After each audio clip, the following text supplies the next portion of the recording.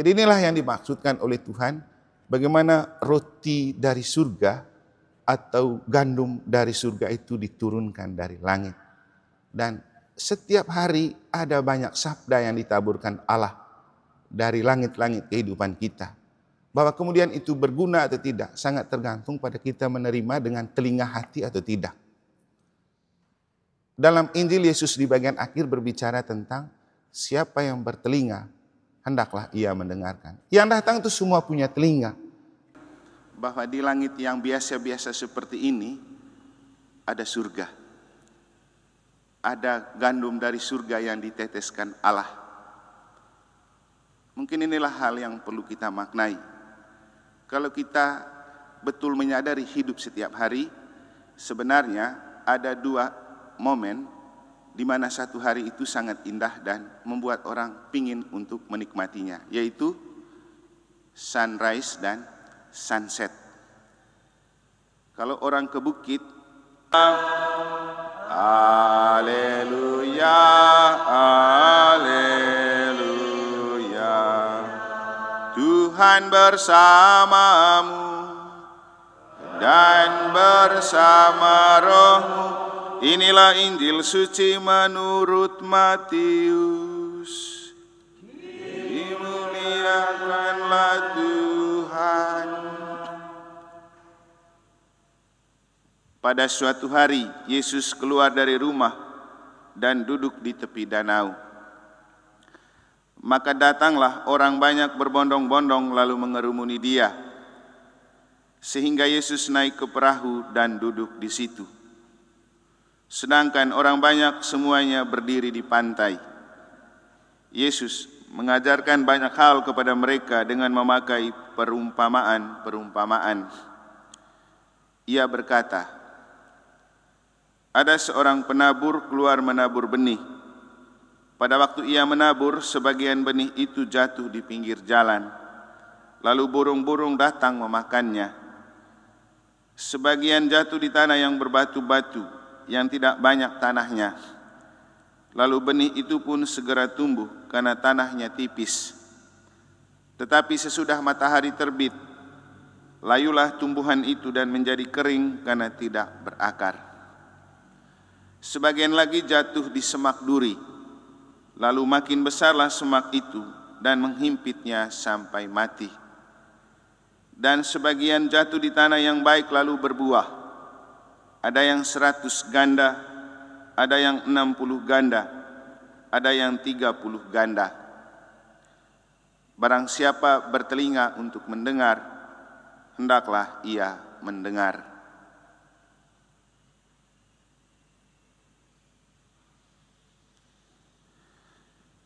Demikianlah sabda Tuhan.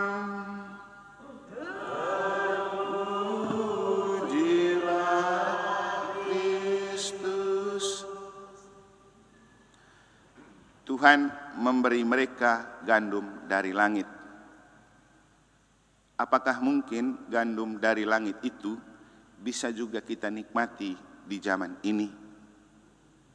Frater, suster, Bapak Ibu, saudara-saudari, adik-adik dan anak-anak sekalian yang saya kasih dalam Tuhan. Coba ulang kata-kata lagu pembuka tadi. Kita pakai celana menyusur cakrawala menuju langit surga. Oke. Ini lagu yang mengingatkan kita bahwa hidup adalah sebuah persiarahan dan kita bersiarah seperti kelana. Kita bagai kelana menuju langit surga. Apakah kita yakin bahwa di langit yang biasa-biasa seperti ini ada surga? Ada gandum dari surga yang diteteskan Allah. Mungkin inilah hal yang perlu kita maknai.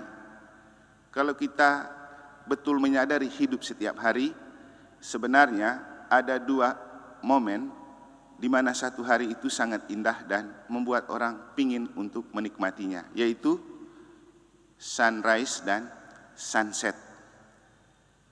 Kalau orang ke bukit, atau orang berwisata, dia akan selalu cari puncak untuk menikmati, kalau tidak sunset, sunrise. Dan kalau kita memandang sunset atau sunrise, di situ kita melihat betapa indah langit itu diciptakan Tuhan. Dan ketika kita menemukan keindahan dan kebahagiaan dari keindahan yang kita lihat, lalu kita mengagumi Tuhan yang mencipta, itulah salah satu definisi dari langit itu mengandung surga. Bapak Ibu, kalau keluar rumah setiap hari, pernahkah memandang ke langit? Kita tinggal di rumah yang banyak temboknya, mungkin susah. Tapi kalau saya, setiap hari saya bangun, saya akan selalu memandang ke langit. Pasti saya toleh ke atas melihat langit, dan kadang-kadang melihat dengan menara itu. Pagi-pagi atau bahkan siang, kita melihat kejernihan langit. Dan itu memberikan keasikan tersendiri. Dan di situ kita menemukan betapa Tuhan itu indah menciptakan dunia. Nah, apakah mungkin gandum dari surga turun dari langit? Kenapa tidak? Karena langit mengandung banyak hal yang membuat kita menemukan keajaiban. Mungkin kita masih ingat beberapa hari lalu ketika saya bilang, tidak perlu terlalu jauh kita mencari mujizat dalam hidup. Karena mujizat yang paling utama adalah ketika kita bangun dan kita menemukan kita hidup dan bisa bernafas. Dan itu adalah nafas yang dianugerahkan Tuhan tanpa kita meminta. Kita tidur pules, kita tidur ngorok, tapi nafas tetap berjalan. Selalu saya membandingkan kalau kita di rumah sakit dan dibantu pernafasan pakai oksigen, kita yang melihat orang bernafas dengan oksigen, betapa susahnya. Tapi kita tidak pernah susah menghirup dan menarik, menghembuskan nafas, bahkan saat kita tidur. Kenapa itu bisa terjadi? Inilah cara Tuhan bekerja. Beberapa saat lalu juga saya mengingatkan kita bahwa Tuhan itu punya rasa tanggung jawab yang besar ketika menciptakan dan melahirkan kita ke dunia. Dia tidak pernah melahirkan dan menciptakan kita karena tidak bertanggung jawab atas hidup kita. Ini kan proyek Allah kita lahir ini. Atau siapa yang pernah meminta untuk dilahirkan? Tidak ada. Itu murni inisiatif Allah untuk menciptakan dan melahirkan kita. Maka sebenarnya seluruh hidup kita ada dalam tanggung jawab Allah. Yang paling penting, mari kita jalani dengan kesadaran, biarkan berjalan sesuai dengan rencana dan kehendak Allah. Masalah selalu terjadi karena kita menutup diri terhadap kehendak Allah, dan kita memaksakan kehendak kita seolah-olah hidup itu milik kita. Padahal itu adalah anugerah Allah. Inilah yang dapat kita maknai dari cerita dalam bacaan pertama, ketika umat Israel merasa bahwa hidup itu milik mereka. Mereka bersungut-sungut, mereka menggerutu, padahal Allah itu sangat menyayangi mereka. Tuhan tidak mau mereka hidup dalam ancaman penjajahan. Tuhan tidak mau mereka hidup dalam kungkungan penjajah di Mesir. Maka Allah mau membebaskan mereka dari penjajahan Mesir. Tapi kan butuh proses untuk sampai pada keselamatan. Orang selalu bilang rahmat itu gratis tapi tidak otomatis. Artinya apa? Rahmat itu baru terjadi dalam diri kita ketika kita memiliki pengorbanan, perjuangan dan pengorbanan. Maka mental instan itu tidak cocok untuk keselamatan.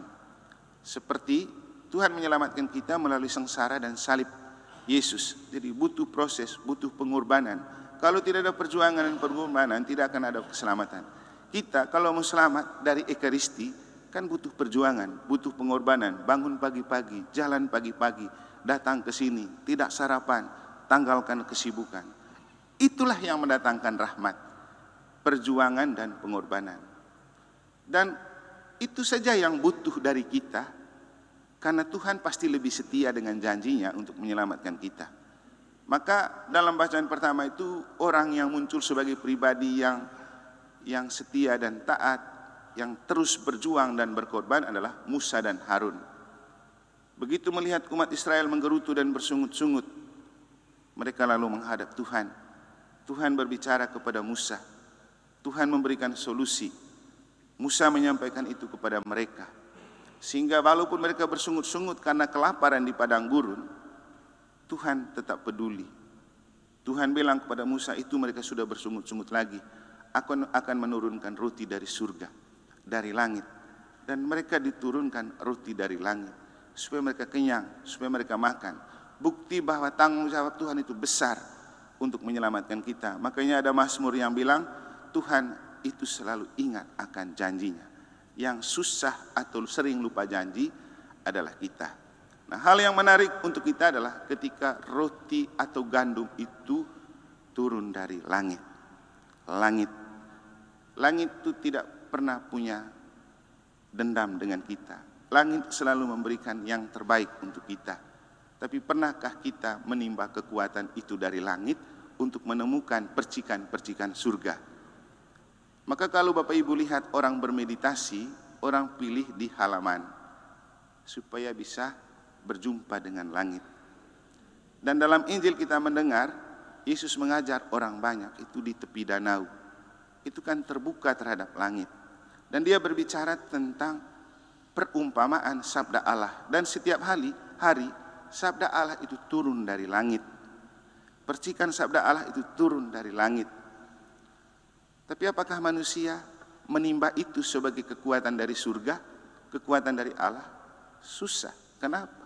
Orang bangun, dia bergulat dengan pekerjaannya, bergulat dengan HP-nya, tidak pernah menimba kekuatan dari langit. Yang ada adalah plafon rumah.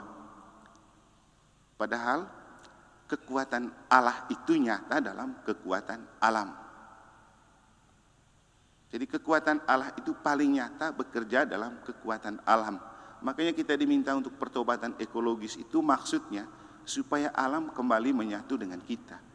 Kita tidak bertobat-tobat, hasilnya apa? Dikirimlah banjir. Karena kita tidak menghargai alam. Buang sampah sembarang. Itu kan karena kita tidak menghargai alam itu seperti manusia. Saya kalau keluar dari kamar tuh hal yang bikin saya terganggu itu kalau baru saya keluar, lihat banyak plastik, banyak sedotan air, itu berserakan, itu puntung rokok, itu sangat mengganggu. Karena Bapak Ibu, kita itu diciptakan dari tanah. Tanah itu kalau kita gali ada uapnya. Berarti ada kehidupan. Dan kita hidup di atas tanah itu. Kenapa waktu Paus Yohanes Paulus II datang ke Indonesia dan ada dalam ancaman pembunuhan, begitu turun dari pesawat, yang dia buat pertama adalah cium bumi Indonesia. Dia mau menyatu dengan alam, menimba kekuatan alam. Sehingga dia menikmati perjalanan yang aman sampai di Maumere, sampai dimanapun. Jadi menyatu dengan alam, jadi alam dan langit, itu mengandung surga. Karena kita semua diciptakan dari alam, dan Tuhan selalu menurunkan rahmat kepada kita dari surga. Coba kamu lihat langit-langit itu. Coba sesekali lihat ke langit kalau malam-malam. Saya waktu tinggal di Bali, paling senang saya kalau udah nyepi. Karena itu adalah kesempatan terbaik menikmati keheningan alam. Dan itu kalau lihat ke langit asik. Dalam keadaan sepi. Jadi inilah yang dimaksudkan oleh Tuhan. Bagaimana roti dari surga atau gandum dari surga itu diturunkan dari langit. Dan setiap hari ada banyak sabda yang ditaburkan Allah dari langit-langit kehidupan kita. Bahwa kemudian itu berguna atau tidak sangat tergantung pada kita menerima dengan telinga hati atau tidak. Dalam Injil Yesus di bagian akhir berbicara tentang siapa yang bertelinga hendaklah ia mendengarkan. Yang datang itu semua punya telinga. Tapi apakah dia punya telinga hati untuk mendengar sabda Allah? Ini yang jadi soal. Coba bayangkan kita yang datang misa. Berapa telinga hati yang mendengar sabda? Berapa yang betul-betul masuk di dalam diri kita? Ini yang jadi persoalan kenapa kemudian kita tidak mendapat rahmat dari sabda Allah. Dia berlalu begitu saja. Karena kita tidak dari hati untuk menerima. Makanya Bapak Ibu, kalau saya pribadi, sementara khotbah yang sangat mengganggu itu kalau lihat orang kusuk kasak jalan keluar masuk. Padahal kita punya sedikit waktu untuk mendengar Tuhan. Atau yang dalam bacaan Injil hari Minggu, Tuhan lebih memuji Maria daripada Marta. Biarkan dengar Tuhan bicara. Jangan lagi kita kusuk kasak. Kita punya banyak waktu untuk kusuk kasak. Kita punya banyak waktu untuk ngobrol. Kita punya banyak waktu untuk buat yang lain. Kita punya sedikit waktu untuk mendengar Tuhan. Maka dengarlah dengan hati. Itulah yang dimaksudkan oleh Yesus ketika berbicara. Banyak yang punya telinga tapi belum tentu mendengar. Semoga Tuhan memberkati kita.